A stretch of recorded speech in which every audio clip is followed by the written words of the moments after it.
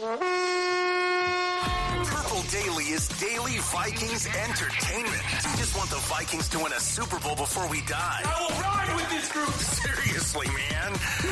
Please. And away we go. All right, sorry we're late. We're discussing things behind the scenes here. We got life, professional. We'll have some Vikings discussion here for you on Purple Daily Feedback Friday. We've got all sorts of stuff here in the YouTube comments, so keep submitting your comments throughout the week on the YouTube comment section of these Purple Daily episodes, and we'll get to as many as we can here today. Sports Dad, Declan, Phil Mackey.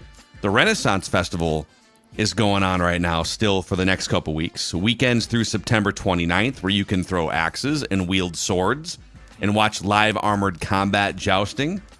And enjoy tasty food items like turkey legs, Nordic meatballs, pork belly burnt ends. 16 stages of entertainment in a huge marketplace. Get your discounted tickets at renaissancefest.com. That's renaissancefest.com. And Jeb, before we jump into the bag of questions here, let's jump into the bag at Quick Trip. Let's see what we can fit inside one of those Quick Trip bags. Look at your little NASCAR hat. The hat's on because Quick Trip, the bag can be full with a bunch of things that are basically, it's like stopping at a grocery store, but it's convenient. Get it? Look at all of these things.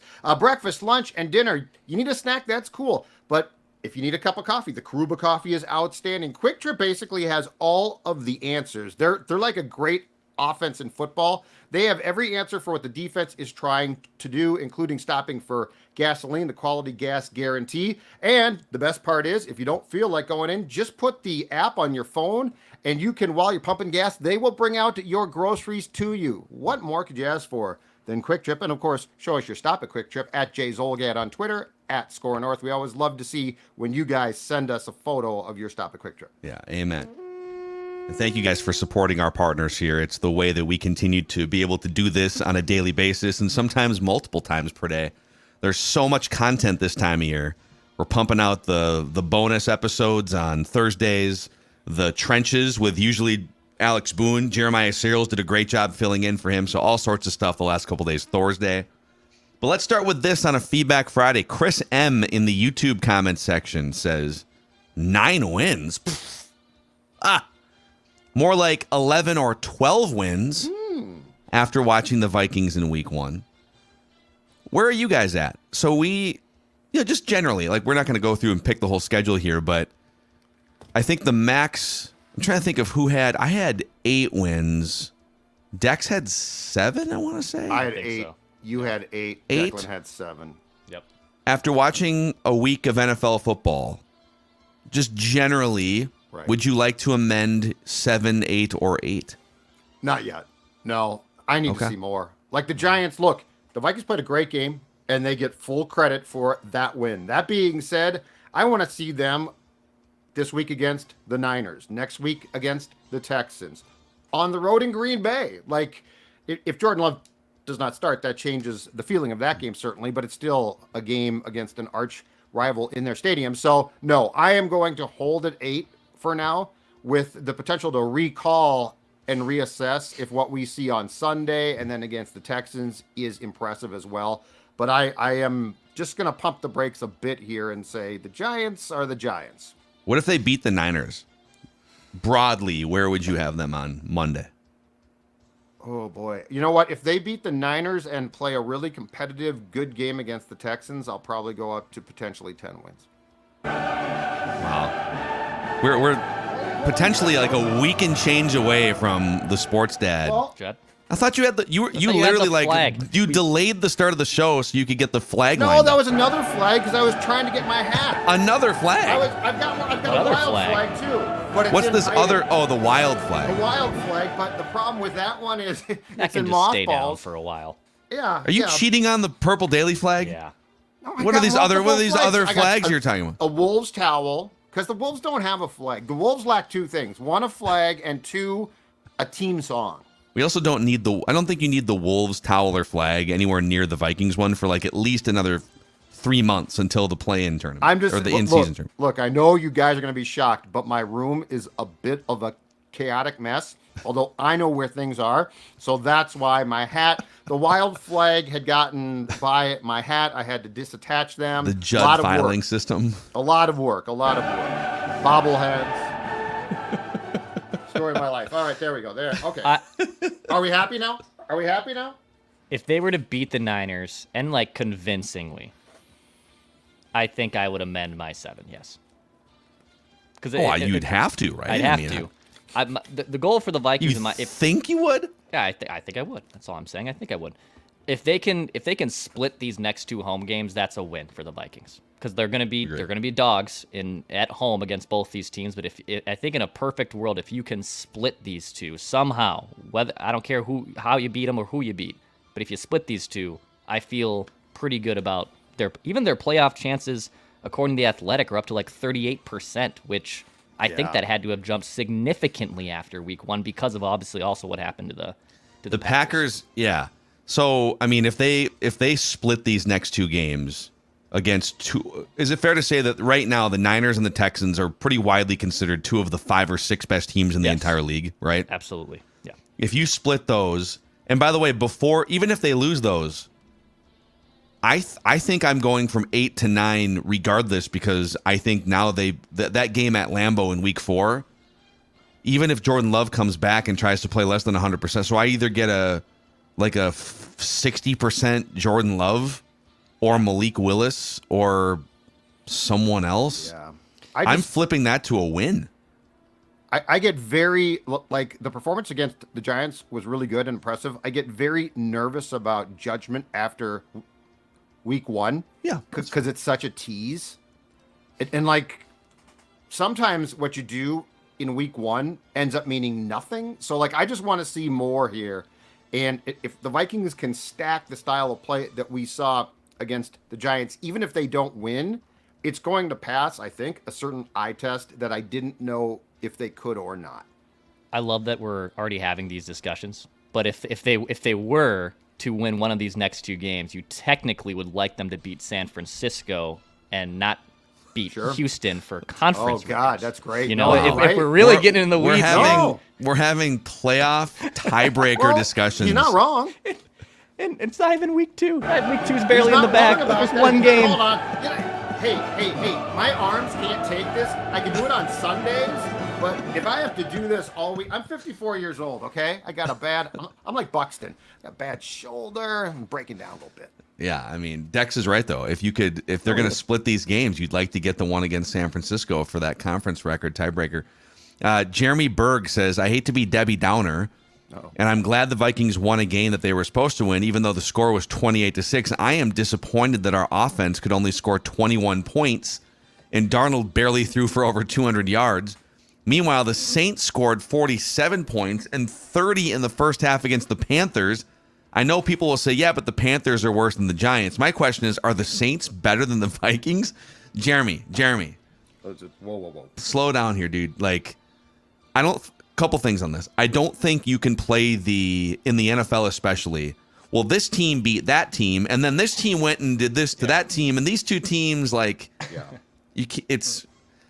In college, maybe you can say, okay, the Gophers lost to North Carolina, and then North Carolina did this, and maybe there's some parallels. But the other thing is, I wouldn't worry about the counting stats. The Vikings took a massive lead in that game.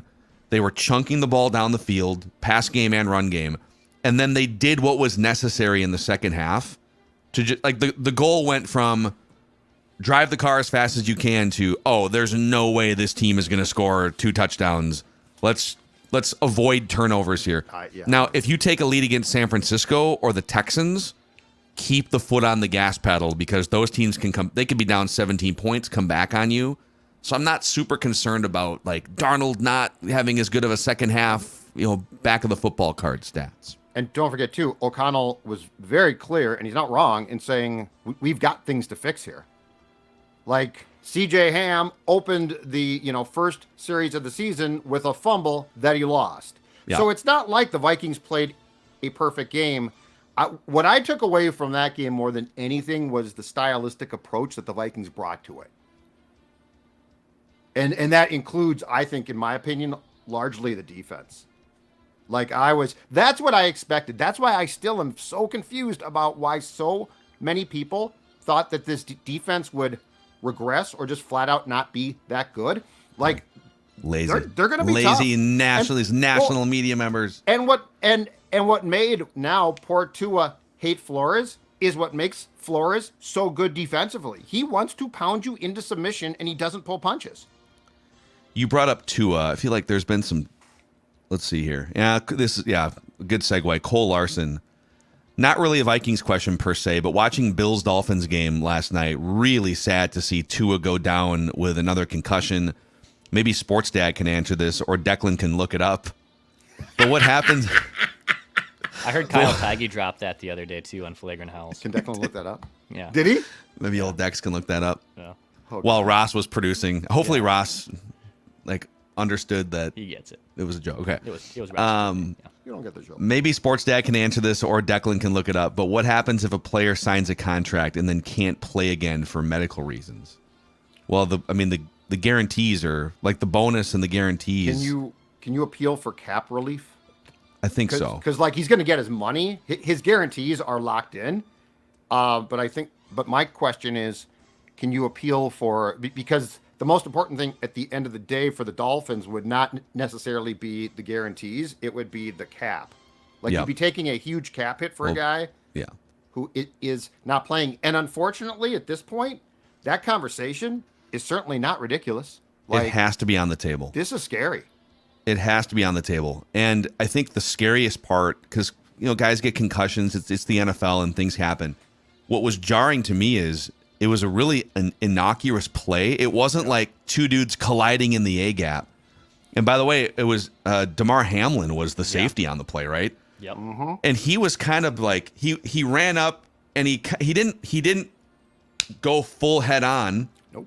And look to create a collision. He kind of cradled Tua as Tua was diving forward, and it almost looked like a stinger and a concussion all rolled into one, because he could barely lift his left arm as he was walking off the field too. But it was not like, dude, there are far worse hits in a football game that a quarterback can take, and if that's what's happening inside his body, oh my god. But this is but like, it's not surprising based on this. They say every concussion that you sustain, and Tua's had a bunch, we think, increases your chances of the next time that you do get hit, a concussion occurring. So because his head sort of went into, it looked like Hamlin's chest and side a bit, and it did bend at a really weird, but I think if this was a dude who had never had a concussion, I don't think he probably suffers one there, but he is so prone now. And I haven't seen, the only time besides Tua now, and it's been twice, the only time I remember a guy's arm flying up like that, Phil, was that Chargers game that Peterson set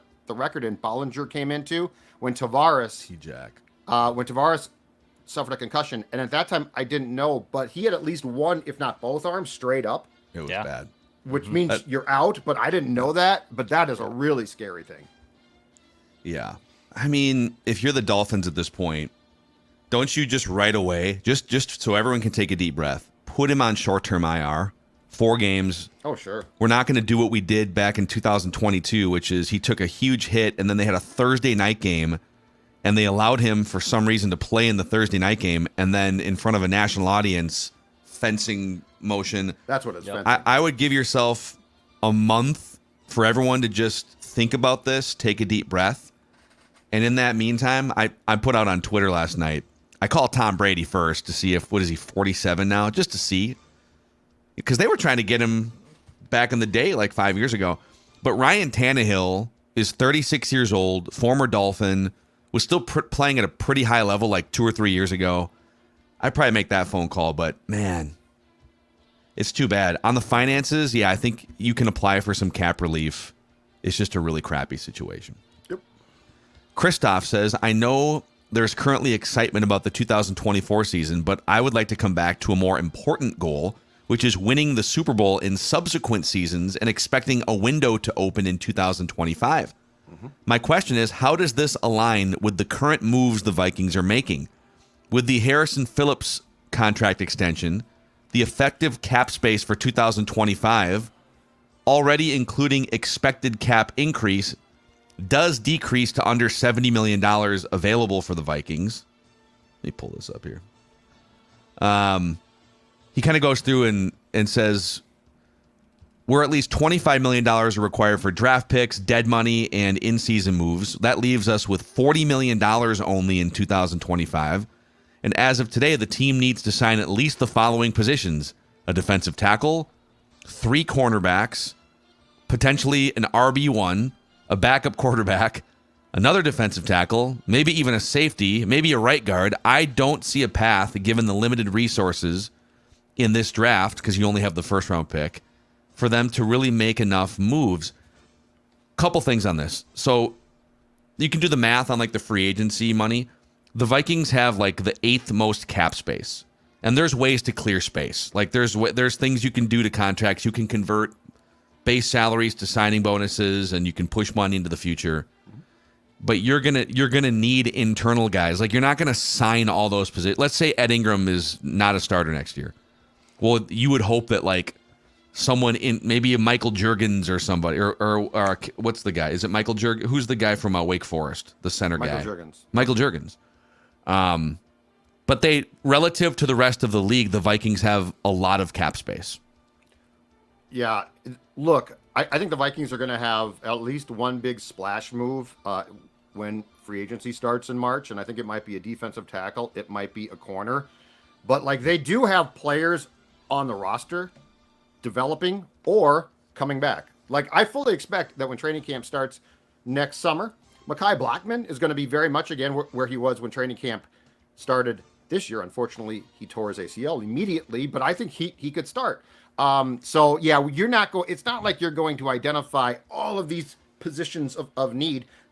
And defensive tackle wise, I'm not saying that these guys could be a star player, but you kept 3 guys on the 53 who you're developing. So if one of those guys really pans out, if Levi Drake Rodriguez pans out, that's awesome. So now you've got a guy that could potentially start. So if we're talking about how you're going to allocate your cap space in free agency, I mean, don't expect like 5 names that you immediately recognize. I think it's 1 or 2 tops probably, but you're improving then at positions that I think right now we all agree are either positions of weakness or at least still question marks. And Mekhi Blackmon's going to be one of your 3 starting cornerbacks in nickel next year, and he was playing at a pretty high level his rookie season. He'll be fine coming off the injury. There's a chance that like a Dwight McLaughlin could elevate and be in that mix. Yeah. So there are guys that like Levi Drake Rodriguez. There's guys who could elevate internally here too. Chris Burke says this show has become a bunch of Kevin O'Connell crusaders. It's a fanboy podcast about KOC. Let's go through the list, he says. Kirk Cousins in 2021, and he goes through a bunch of numbers for why Kirk was amazing in 2021, pre-KOC. And then Kirk in 2022, first year under KOC. QB quarterback rating drops by 10 points. His fourth quarter passer rating only went up by 2 points from the previous year. But yet you guys think Kirk was a slappy before KOC arrived. Then Kirk gets hurt. Dobbs comes in, gets markedly worse with KOC's coaching. Mullins is a turnover machine. KOC can't game manage him. Wow, this guy doesn't like him. Darnold plays 1 great game, gets no credit in the pie chart of praise. KOC gets 30% of the credit. That's on Judd, by the way. Yeah, Judd was the chef. Yeah, and I did it on purpose. It was very much done on purpose. You couldn't give Sam Darnold a little of that pie? I did give him some pie. I thought you did too. Yeah, let's see. Oh no, 10?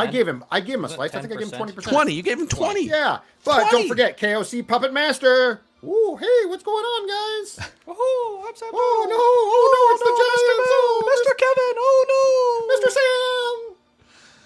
He finishes by saying all of this KOC praise is just a little weird. I feel like it's very easy to root for Kevin O'Connell and to root against him. Like, what would be suggested to root against KOC? And now, clearly, this guy loves Kirk Cousins. That's obvious, I think. But I don't know what Kevin O'Connell has showed, and we've had some nitpicks on him. I don't think he has done a really good job establishing the run. Hopefully, that's changing now with Aaron Jones. There's things that I haven't liked. In game last year, there was issues. Decisions. Yeah. but I think he's done a pretty good job, and he's a very, for maybe right or wrong reasons, a very likable dude. Yeah. Yeah. Also, just doing some math on old Kirky boy here. So, again, KOC is the head football coach coming in to elevate quarterback play, but also to build a winning team. That's your job as a head football coach. And prior to arriving, head football coaches with Kirk Cousins as the starting quarterback centerpiece were 500, I believe exactly. 17-8. I think under 500. They were right around there. They're like a game. So if you have Kirk, all right, you're the head football coach. Here's your football team. Kirk Cousins is the key cog in the middle of it. Mike Zimmer, Jay Gruden, go win some football games. Okay, I'll do my best. Yep. And those guys, over the course of 8 years or whatever it was, 7 years of Kirk is the centerpiece, below 500. Kevin O'Connell comes around, and the Vikings with Kirk Cousins as the starting quarterback were 17-8. So again, like, it's not just about, if you look at his quarterback rating and use your eye, 8 fourth quarter comebacks. And then on the Josh Dobbs front, Josh Dobbs was like, or I should phrase it this way.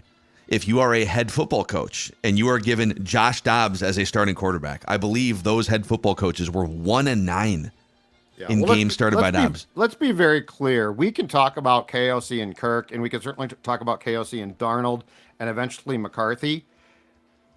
If Vince Lombardi comes back from the dead today, and I give him Josh Dobbs or Mullins, he's going to lose games. Right. That's the funny part. Well, Andy Reid would have him in the Super Bowl with Josh Dobbs. Like, no. Well, Mike Tomlin had Josh Dobbs for like 5 years. And if didn't play him, Mullins was not a short-circuiting machine, he actually is playable. But the problem is he starts to get sacked, and instead of saying, you know what, I should just take the sack. Not ideal, right? But I should take the sack. He throws the ball up in the air, and it's like it's a playground, third grade kids at recess. So, like, if we're getting to that, you're going to lose games. John Lewis chimes in and says, Phil, use your eye. Josh Dobbs was amazing playing backyard ball. KOC did not coach him well.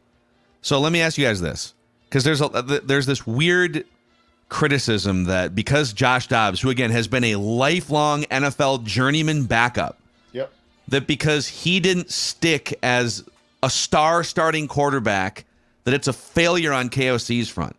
You really, Josh Dobbs running around for his life, not understanding the routes that were being run, that was sustainable? Like that the Falcons and the Saints games where he's literally just like scrambling around for his life and throwing prayers, that was a sustainable model that should be coached? Well, Judd nailed it. These are not NFL caliber starting quarterbacks that he was given to work with. And he still squeezed 400 yards and some wins out of both these guys. The Dobbs thing too, though, is I could, if you give a quarterback who is not familiar with a system and I trade for him tomorrow and start him or play him against San Fran, eventually the wheels are going to come off.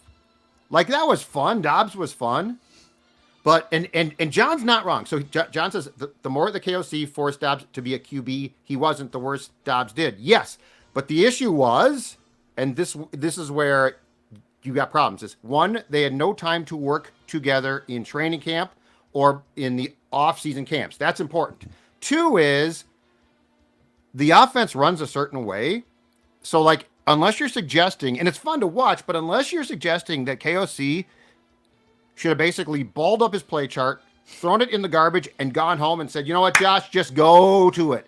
Like these things it's so much more intricate than that. I do think if you had given Josh Dobbs at least the summer and training camp, it would have looked better. But eventually, he was Josh Dobbs. It wasn't going to matter. Yes, that last part is the point. I'm not the more he forced Josh Dobbs to be a quarterback, the worse Josh Dobbs did. No, Josh, okay, to be a long-term starting quarterback in the league, you need to go through your progressions: first read, second read, third read.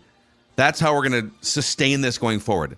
Yeah. It's a referendum on Dobbs more than it is on Kevin O'Connell. That the more that he got immersed into a system, the harder it was for him to go forward. Also, like, the dude was like, Judd, He was dropped into the middle of a new system and teammates in the middle of a season, and being asked to pilot this thing, completely unrealistic on all fronts, and they still made it work for a couple of wins, which is a huge credit to Kevin O'Connell. Yeah, and as we've discussed before, I don't even think that trade, when Kirk went down, you should have just said we're trading Hunter, and we're gonna, make do with what we have at quarterback or sign one off the street. We're certainly not going to trade a draft pick. So yeah, it's an interesting conversation, but if at the end of the day you blame O'Connell, I think you're blaming the wrong person completely. Yeah. Also, again, Kevin O'Connell, so 13-4 in the first year. Yep. And then last year they were 7-10, so that's 20-14.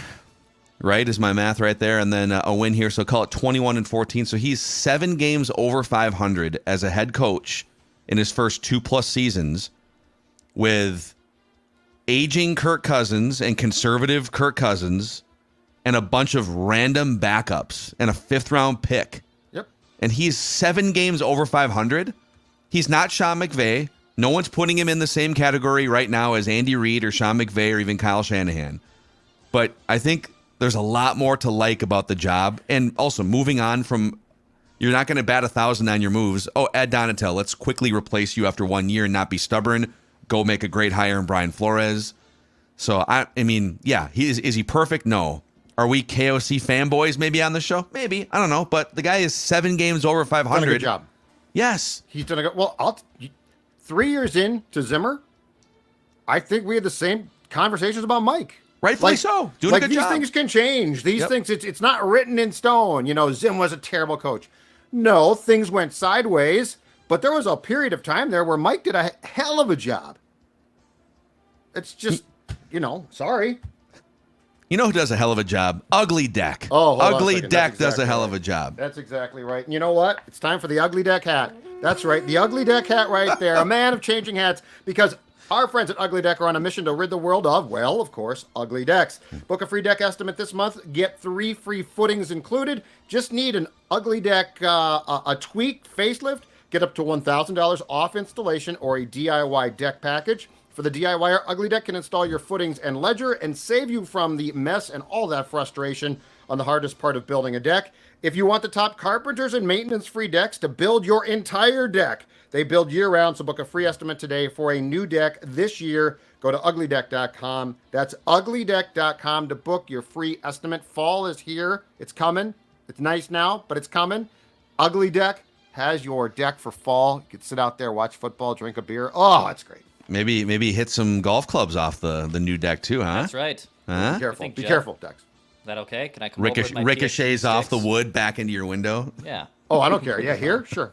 absolutely. Yeah, no question you can do it here. The PXG Black Ops irons. I did the PXG challenge a few weeks ago. I went into Minneapolis at Southdale Center, did the PXG challenge. They've upgraded my irons. I even got a new hybrid for the first time. I've never been able to hit a hybrid before. My friends at PXG helped me out. You can go take that PXG challenge. Go to pxg.com, and if those current irons do not outperform your current ones, they'll give you a $100 MasterCard rewards card. This offer does end October 7th, but go take the PXG challenge. Whether you're shooting 100 and trying to keep it under like me, or whether you're breaking 80 all the time, go get some PXG clubs. Go to pxg.com. Yeah. And a quick shout out to the exclusive personal injury law firm of Purple Daily. That would be Nicolay Law. Russell Nicolay and his team, which are very much rooted in the Twin Cities communities that we all live in, or at least those of us that are local. They're just your normal everyday folks at Nicolay Law, the ones you see around at the gas station, maybe at the game on Sunday. But they happen to have law degrees, and they're here to help you get the compensation you deserve after an accident. So if you've been injured, get Minnesota's local award-winning injury lawyers. Get Nicolay. You can start your path to winning at nicolaylaw.com or give them a call at 1-855-NICOLAY. Let's go to, let's see here. Jason Meinzer says, it'd be fun to hear some Falcons vent line. You guys do Packer vent line. Could mix it in. Would you guys consider doing Falcons vent line? We could mix it in. I think the answer would be a yes there. If you Yeah, guys, if there's you guys would vitriol be about interested Kirk. in, Yeah. Wow. Well, Dex and I can kind of put an ear to some Falcons content All and right. see. Yeah, they're see what we playing. have there. I heard on ESPN yesterday it's the first Falcons Monday Night Football game since 2020, and I was like kind of shocked by that at first, and then I was realizing, oh, they haven't really been that good in the last 5 years, have they? No. That's a long time. Desmond Ritter and whoever else. Marcus the other Mariota. Yeah. Mike T says, might be a little late for this feedback. You are not, Mike T. But have you noticed that 98% of the people in media, including the three of you, refer to Kevin O'Connell as KOC, and yet Brian Flores as B-Flow, whereas Vikings players and coaches refer to them as KO and Flow. Oh, sure. It's kind of weird, he says. says. Yeah. I should probably switch that. Should we call him KO and call B-Flow Flow? No. He's still... I think B-Flow is appropriate, but KO is definitely probably... KOC just sort of rolls off the tongue. KOC but rolls KO, off I the think, tongue. is I And KO, I think of Kevin Owens when I think KO. Me too. The WWE wrestler. Too. And I love both those guys, but they're very different looking personality. So I don't want to, like, KO is going to do a swanton bomb off the Jumbotron. KOC is going to sell me Vikings optimism. Those are two very different enjoyments that I try to find. I get the point, though. I'm with Dex. If there's a Venn diagram of like Vikings and KO. wrestling fans, there's already a KO. I'll switch. Jack from St. Paul says, I'm so disappointed in this fan base, especially you guys, the Purple Daily crew. Good God. Big Leg Bill? That's one of the worst nicknames I've ever heard. He doesn't even go by Bill. That's what makes it funny. That's part of the humor, I guess. I don't know. He says, this is a disgrace, and frankly, I expect more from you guys. The nickname has been in front of us the entire time. Wow. Jack from St. Paul suggests Drill Reichard. Drill Reichard? I kind Drill. of like that. Yeah, I kind of like that. Big Drill like Reichard. Drill flows. Will, I could say like Will the Drill, but then it's, I don't know. I like Big Leg Bill. I think Big Leg Bill, I mean. I like Drill. I kind of like that. I don't know. What did Matt Will Daniels the sound effect? Will the Thrill Striker. I don't like Striker either. No, I don't like that either. I stand by Big Leg Bill, man. I'm going to I question it. His name's not Bill. That's what makes it funnier. Well, but it could be know. Bill. Yeah, no. It's fine. Drilly Willy? No. Drilly Willy. There's a play a sound effect of an electric drill at U.S. Banks. Every time he banks a kick in, just a drill. Also, okay, here's my hang up, and maybe I'm just being an old baseball fan here, but Will Clark is Will the Thrill. There's already a Will the Thrill, like a famous athlete who is Will the Thrill. Right, Judd? Will Clark. Well, and I don't know that Will the Thrill encapsulates his job. Like Will the Thrill to me says a dynamic offensive presence, right? Like a receiver. Like Big Leg fits perfectly. I'm sticking with it. Big Leg Bill. I questioned it at first, but I'm going to stick with it. Yeah. Big Leg Bill works. I mean, Striker, I think is like what? I get it, but like that's not. I don't know. D Keen via the YouTube comment section says some great takes from you guys, but I think it's a bit unfair to be doubting the right side of our interior offensive line. So like Bradbury and Ed Ingram, they were up against an absolute beast in Dexter Lawrence, and he's probably the best interior defensive lineman on earth. He's going to make a lot of linemen look really bad. So D Keen thinks we should pump the brakes on Bradbury and Ingram criticism. Yeah, I don't know that we destroyed them. I feel like PFF did, but in that game, Ingram got tossed aside in the first series by Lawrence, and I think he basically got tossed into Darnold, and we talked about that. But I don't think it was till the PFF grades came out that we said, oh, God, they can't stand both players. So I don't know that you're barking up the right tree by saying that we destroyed them. I feel like it was the PFF grades. I mean, and they are potential liabilities. Like your tackles are outstanding. Your left guard just played a phenomenal game. But I don't feel like I've attacked them really yet. I mean, I'll say it. I think there's a really good chance the Vikings have a new starting center and starting right guard in 2025. Yeah. Because those guys they're not that good at Bradbury's relative up, right? Contract year? Is it a contract year, or is it? If not, you can get out from underneath. Yeah. If there's like a last year, but I'm good. I'm moving on. I mean, here's the thing, and On the Dexter Lawrence front, yeah, dude's awesome. Great football player. But as Jeremiah Searles said on the Trenches episode this week, because we broke down the initial play that I think Judd's referencing, where Dexter Lawrence gets up on the pads and rips Ingram down to the ground and then pushes forward. Yep. That's the NFL, man. You got dudes like Dexter Lawrence and Chris Jones. Every other week, there's a guy who's being paid $15 or $20 million to destroy you, and that's part of the job description. And I mean, it's less about what we think. Ed Ingram was still playing a bunch of snaps in the third preseason game, so the organization is still looking at him. Hey, man, it's year 3. You can't be getting shoved aside 5 times in a game again. Like we're looking for you to put up a resistance against really good defensive players. Like that. I do not feel like Purple Daily in particular was especially harsh on those two this week. Maybe we should have been. Maybe we weren't harsh enough. If they have problems continuing, but that's, to go back to your point, Phil, that's the thing. Today's league, those guys inside are now phenomenal. Like they used to be fat guys who stopped the run and occasionally might get sacks. Now they're athletes. So like this is why interior offensive line play, it's imperative, it's good, because you're not just standing there and trying to block the guy. You are literally having to be an athlete now, which I don't think, aside from a guy like Steve Hutchinson, guards really had to do back in the day. Yeah. Max Muscle says, "Hey there, gentlemen. The more I think about it, the clearer it becomes.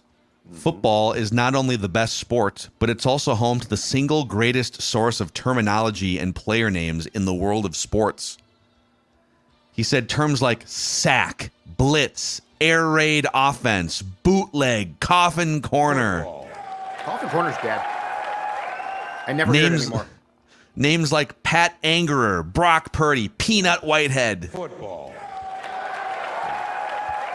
What are some of your favorite football terms and or legendary player names? Football. Flea flicker. Yeah, jet sweep.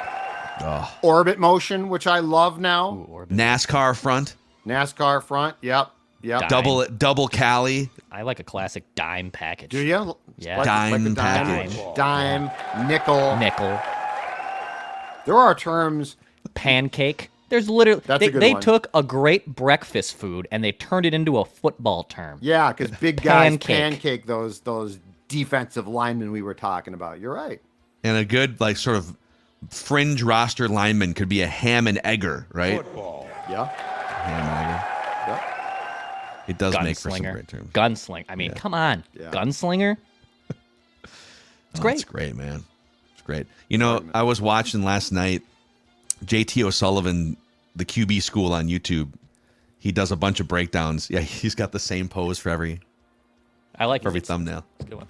Somebody once asked him, like, Claps. dude, do you just like reuse the same thumbnail for every video? He goes, no, I've never thought about that, but I just, once the video is over, I just smile for 3 seconds so that I can grab it for the thumbnail, and I just use the same pose.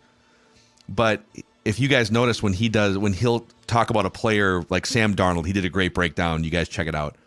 He always says "rip it" when he's talking about when a guy should throw the ball. Hey, this, you want to rip it right here. Or I'm praise to Sam Darnold for choosing to not rip it right there because there's a cornerman. Rip it. It's a good one. Well, there's so much, and there are so many terms we don't know. Like internally, these guys got way more terms. Oh yeah. Yeah, it's crazy. Luke Erickson says, I've listened to you guys for years now, currently live in Houston, Texas, and this is how I get my Vikings information. Luke, shout out. I really enjoyed the segment last year where Judd had to guess the PFF grades. If you don't do that again this year, can you at least tell us what the PFF grades are on Mondays instead? Thank you. Love the show. So a couple things on this. The PFF grades don't usually come out until, like, for the noon games, it could be like afternoon on Monday, and we do a live show on Monday mornings at 9 a.m., so they're not available to talk about on Monday. Mm-hmm. I've seen a bunch of people sad that we've kind of gotten rid of Judd guesses the PFF grades. You can bring it back if you want. Should we consider bringing it back? I am shocked people care, but sure. Like, or do you just hate playing games? Is that what it is? I do hate. Oh, I hate games. You do hate games. Freaking hate games. Complete waste of my time. But I'll do it. Like, for the show, I'll do it. My professional approach overrides my personal disdain for stupid games. Board I mean, games, a lot of drinking people, games. a That's lot of fine. people right Okay, now. I'll do it. It's for the show. The show is more make important than my pet Royce peeves. do it. No, he wouldn't tried- get it. No. I thought the Immaculate Grid would be great for him. We did that once, and he had no idea.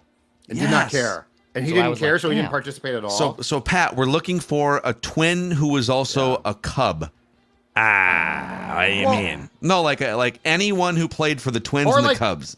or I don't like, get it. Or like a Dodger who was a Giant. And by the way, you can go back to the Brooklyn Dodgers and New Yeah, York that's why we're Giants bringing and, you in, Pat, I because don't care your about history goes back further. this. Yeah. No, Pat hates I games don't get what we're doing. more than I do. Jesse C. James says, make Randy and Cottage Grove guess the PFF grades. He's got his own grades. It's called the Stud Stable. The stud stable. I think he'd stable. hang up. Ben Jingle. Jeff in Arkansas says, here's your ranking idea. Because Declan was all negative about the Rock's movies. Why don't you rank the worst Rock movies? Because I don't think I've seen a bad Rock movie. Love the show. Keep it up. I think I agree with Jeff. I'm not sure I can recall a bad Rock. You guys all make fun of the Tooth Fairy. The Tooth Fairy is a great children's film. Yeah, and look, if you go to see a Rock film and are disappointed by the film itself, that's a you problem. You know what's bad? The Rock's When going to do what there's The Rock is going to do. Numerous websites when you type in worst Rock movie, and there's countdown lists of a bunch of them. Like what? Give me a bad Rock movie.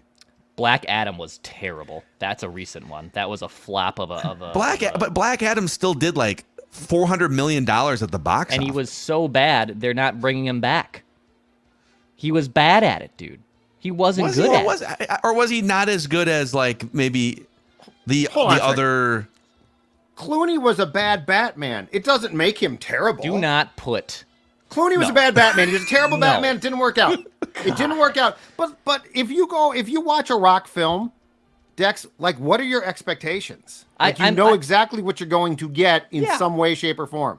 I'm not saying that like I'm like Paul anti seeing Newman. The Rock. I'm just saying he makes more bad movies than good ones. By the way, That's all Paul I'm Newman saying. and The Rock didn't. They both starred in like 2 blockbuster skyscrapers on fire Towering movies, Inferno right? is one of the greatest of all Towering time. Inferno and whatever the one with The Rock was, Skyscraper.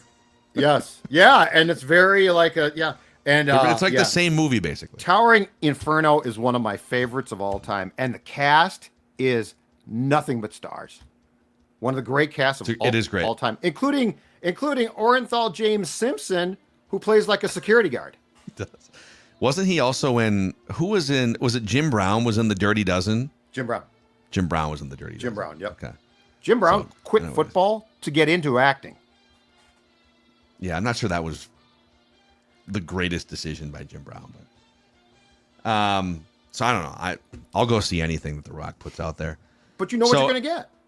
Hey, real quick, we don't usually do this, but Derek, the Write That Down guest from a couple weeks ago that made the in-show predictions that came off the he made predictions about what we were going to do on the show.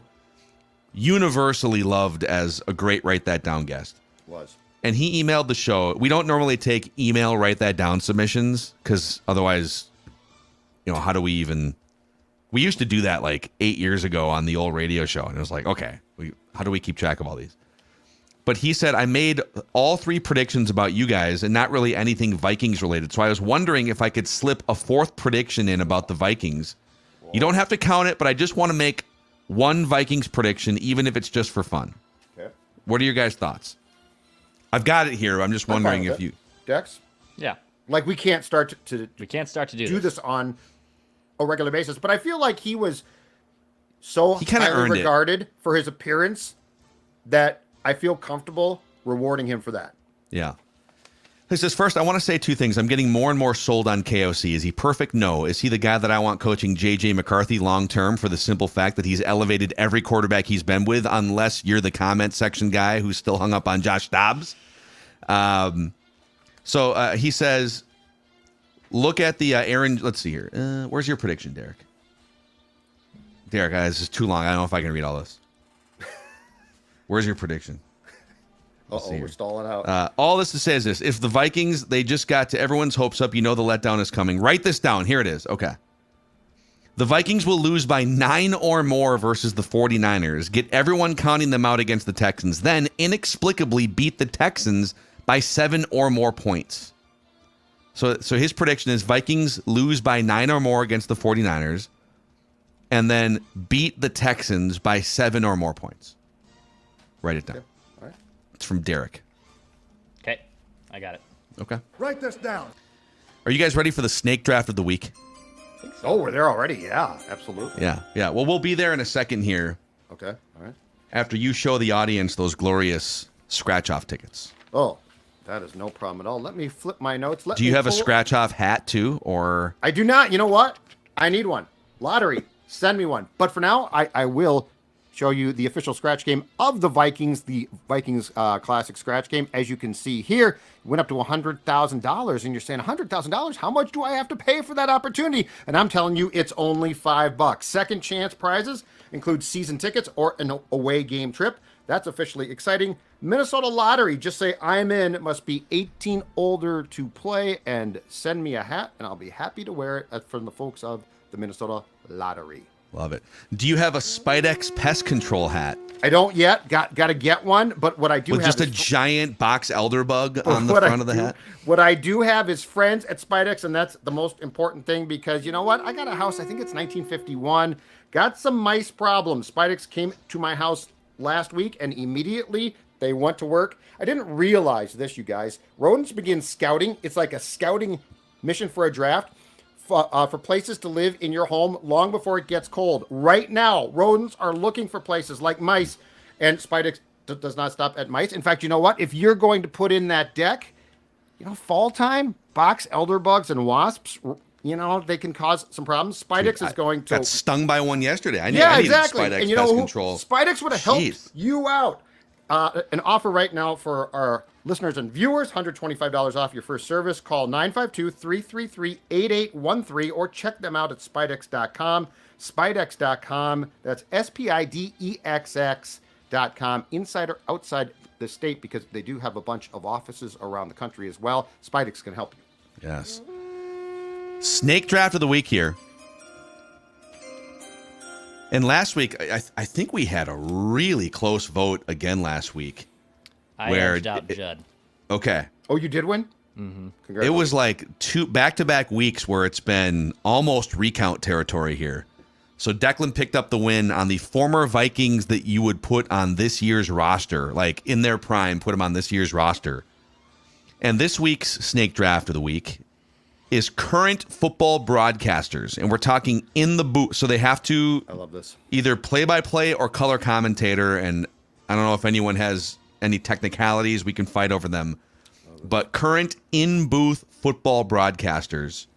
We'll do 3 rounds, and Declan gets the first overall pick this week, so Declan drafts number 1, I draft number 2, then Judd, you get the back-to-back in this snake draft. 3 rounds. Declan is on the clock. All right. People wondering why we call you Dex here. Richard says, why is everyone saying Dex when there is no X in his name? All caps. I mean, so I'll say that a lot of people in my family and friends do call me Dexter. That's a normal nickname.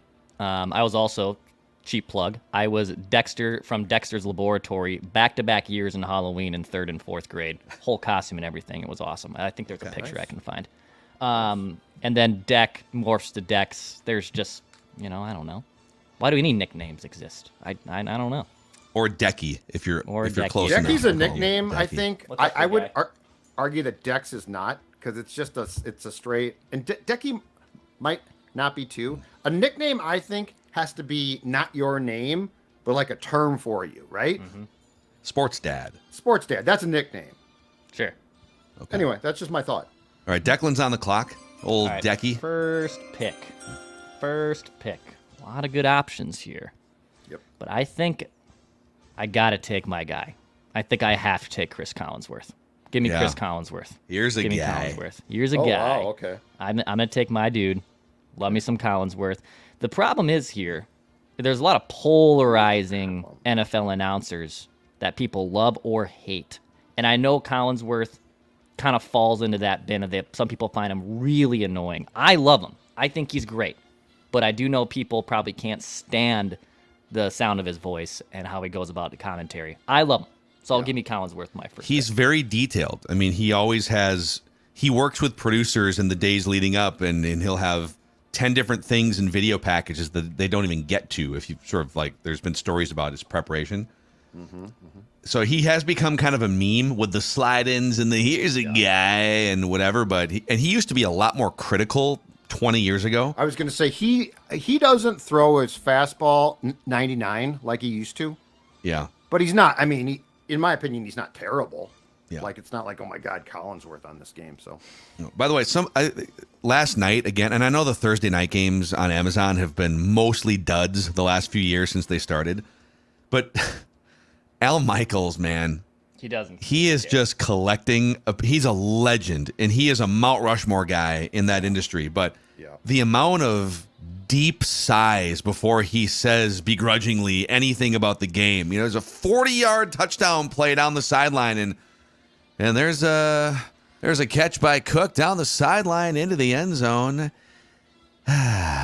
dude, Buffalo leads 6-0. He's so rich. Just enjoy your life, man. Just go home and enjoy your life. He was such a he meets the Zolgad threshold problem of he was so good. This is disturbing now. Yeah. Because he was just fantastic for all those years that he did Monday nights on ABC and Sunday night for a while too. He was very good then.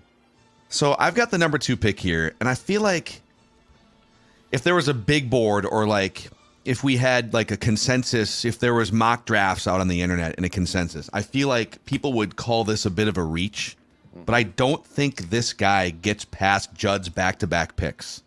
So part of my strategy here is I'm going to snipe someone from Judd. All right. Give me Kevin Harlan with my first pick. Okay. And the fact that this dude is blocked by, look at the networks. Like, he's blocked by Joe Buck on he doesn't work for ESPN, but he deserves a number 1 spot. But Joe Buck, Jim Nantz, if he was at Fox, I think he'd be ahead of Kevin Burkhardt. I think he'd make it work really well with Tom Brady. But Kevin Harlan, man, just legendary. You did called snipe me. Timberwolves games in the 90s. Son of a buck. You did snipe me. He does feel like but he is it safe to say maybe him or Mike Breen are probably the number 1 for NBA? Yeah, well, Breen is number TNT. 1 on... Yeah. Harlan's number 1 on TNT, right? Yeah. And then Breen's number 1 on ESPN. But he is phenomenal on basketball and football, and his calls, like, he's going to work Sunday's game. I wish I wasn't going. I'd rather hear him. He's so damn good. Yeah, that's awesome. All right, so I have back-to-backs, and Phil did indeed. I will confirm that you sniped me, which I don't appreciate, but that's cool. Whatever. I am going to go... Well, I'm going to take an unpopular pick in this market, but he's really good. I'm taking Joe Buck. Jonathan Vilma. Oh. Jonathan Vilma. Jonathan Vilma. Why is Kenny Albert, who actually I think is a very solid football play-by, why is he saddled with that guy? Like, Kenny Albert's worse. His PFF grade on announcing goes down because he's got to work with a guy who does no prep. Hey, look at that play right there. Okay, so Joe Buck is my first pick, and then I am going to go to the analyst side, and I am going to take a guy I think might be the best analyst going right now, but he's not on a number 1 team. That's Greg Olson. Wow, there it is. Greg Olson's, I think he's fantastic. I mean, he worked his ass off to get good, and his reward, I think, was about a $7 million pay cut from Fox. And hey, Tom Brady's here, so Buck and Greg Olson.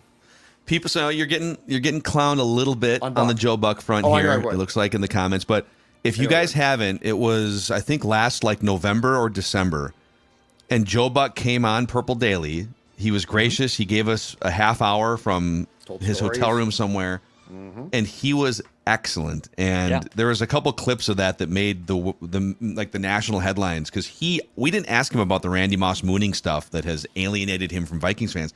He initiated that discussion. He did. And he said, if I could have one mulligan in my career, it would be that call. He goes, I listened back to it, and it doesn't even sound like me. I don't even know why I was so mad. I just got hopped up Yeah. And but he is. I used to. There was a period where I thought his smugness was a little aggressive, maybe earlier in his career. But I think the last 10 years, especially, he has settled in. He's definitely much more comfortable with criticism and things.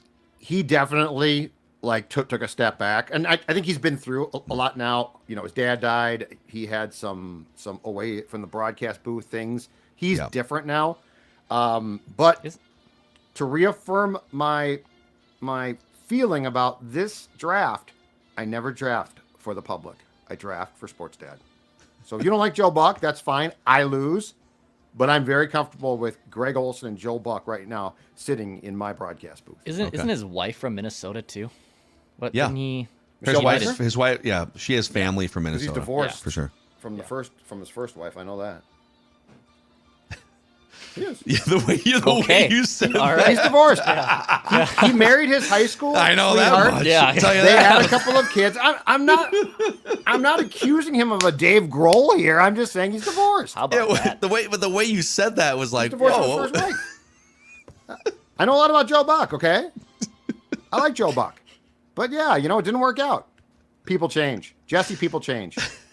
People change. was a As I great said, drive. I'm not accusing Joe Buck of a Dave Tell you that Grohl much. move. Okay, First marriage, failure. I can Yeah, tell you it that. didn't work. He had a lot of. I told Dex's you the way- ex-girlfriend was also from Minnesota. That I didn't told work. you. Yeah. I told you a lot of off the broadcast, the hair plugs thing, the marriage, the smugness. That I think he was deemed to be an ass by people. He's changed a lot. Joe Buck's done a great Wild job. bio. Done a great job. Gotta watch that back. Anyways, I think I'm on the clock. You're now. on the clock. All right.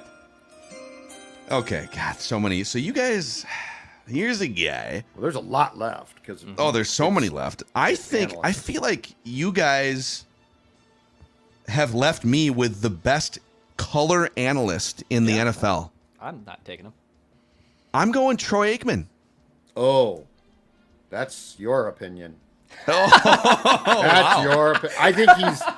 Oh yeah, no. Dude, no. the fact that Troy Aikman's been out of the league for like 2+ decades, shows. and so you're out on Troy Aikman. I'm out on Troy Aikman. I mean, don't- he's fine, but yeah, he is. It's so removed now. I don't learn a lot. Greg Olsen, I learned a lot. Romo, I used to, but then he went off his rocker last year. I'm out on him. Boy, people are okay. I'm getting savage for this here too. Phil, what are you doing? I think Aikman is phenomenal. Aikman is concise. Aikman, I feel like he informs, and him and Joe Buck have been, quite frankly, a legendary, steady team for They're a good 20 team. years now. They're a good team, but I in no way, shape, or form would call him the best in the business. Okay. Back to Declan. All right, I'm going to take a play-by-play guy, and I think this still counts. But I'm taking Gus Johnson. I was maybe gonna go Gus. I mean, does I count. It's love college. Gus. 100% counts. Oh, college. Yeah, Okay. college. But I love it's a Gus. football draft. You're right. Yeah. You're right. I thought it was just pros, but you're right. He hasn't called anything in an NFL game since 21 or 2. He's their main guy in NFL big game for Fox for college. Yep. But I love Gus Johnson. So give me Gus with my first of 2 picks.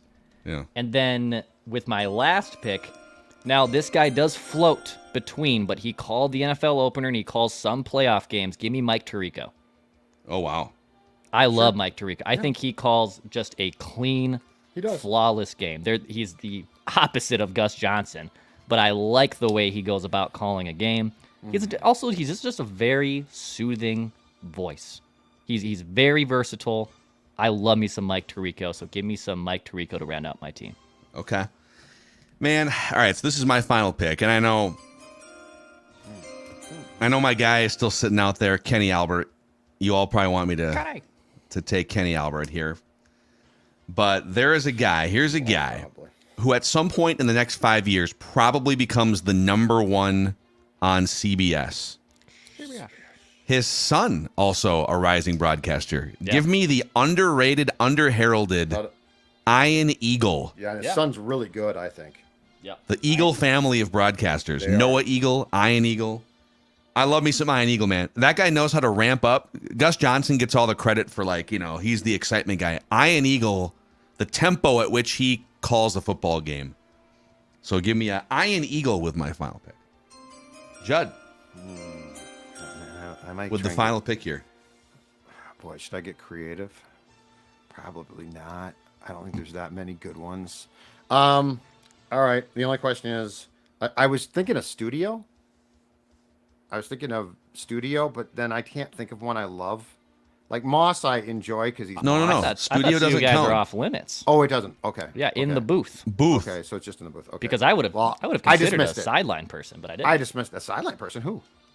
I like Jenny Taft. I mean, Pam Oliver got released from ESPN, was part of the cuts, right? But I love Pam. Well, Fox? Pam Oliver was No, she's Fox. Was she Fox? Is she still on She Fox? gone? I thought she was gone. Is She she? still there? Dex loves Pam Oliver so much. He has no idea Yeah. what network she works But for. I mean, I'm saying, if we were allowed to pick outside the booth, I had a couple Yeah. that in mind. Yes. Yep. All right. Judd feels like the guy in the fantasy league that like his Yeah, note well, sheet here's my ran out of problem. players right now. Here's my problem. Romo came in with a bang, and I absolutely loved him. But last year, I felt he was. Part of it is he's drying up because he's been out of the league now, where he doesn't know. Like his first year in the booth, he knew everything. He could call plays because he had been in those meetings the previous year, right? Yeah. Now it's sort of dried up, and I feel like he tried to get by without as much prep, i.e., Vilma type, right? I'm just show up in the booth, and I played for a long time, so there's a tackle. Look at that tackle. I don't care, dude. I don't care. So I'm going to go back to the play-by-play side. David says Judd's going to pick someone that's already been drafted. Yep. No, I'm not. I'm not because, David, I want you to see this right here. I got my legal pad. I just bought it, and I've got my names right here, and so I've been crossing names off. I am going to take – I'm not going to take Jim Nantz.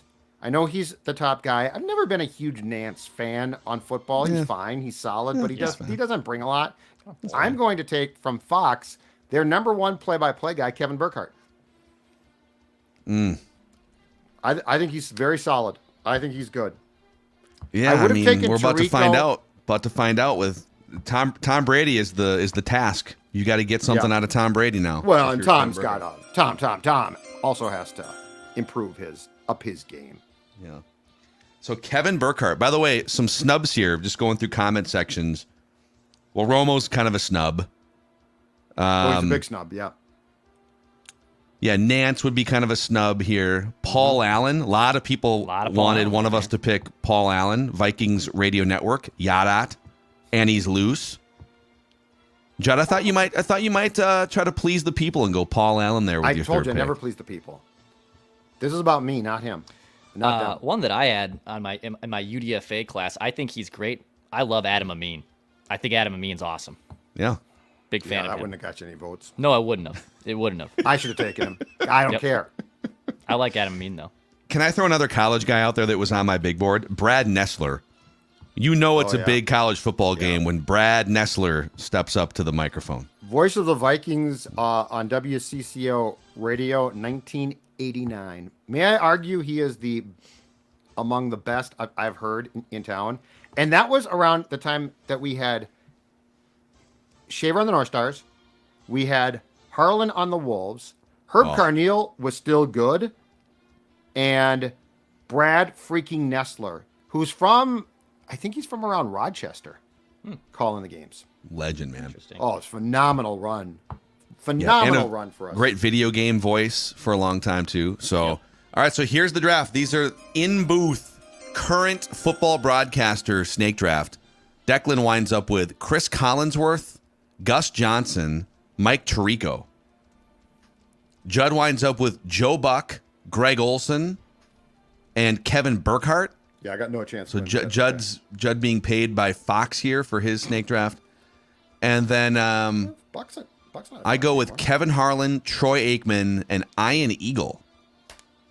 So the voting will be available on the Score North Twitter account. We'll think see if that's we gonna have win. another close shave. I did too. I think Gus Johnson. I I feel think like I got no if shot. I would have gone Gus Johnson there, I might have had a better chance. I think with I the got no public, but shot. And the kids love him. Oh, Kids yeah. love Gus.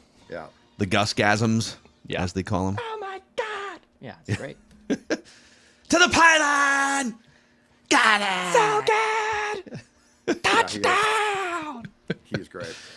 Amazing. Okay, purple picks tomorrow. on the Purple Daily podcast feed and YouTube channel. By the way, if you haven't clicked that like button, the subscribe button on the YouTube channel, and the notification bell, please do so as we're inching closer to 50,000 subscribers on the Purple Daily YouTube channel. So thank you guys for making this one of the top football podcasts in the country, inexplicably. Bunch of crazy Vikings fans. And then Vikings Vent Line, live on the Purple Daily YouTube channel, right after Vikings 49ers finish up. The place to be Vikings postgame every single week. This is Purple Daily. We just want the Vikings to win a Super Bowl before we die.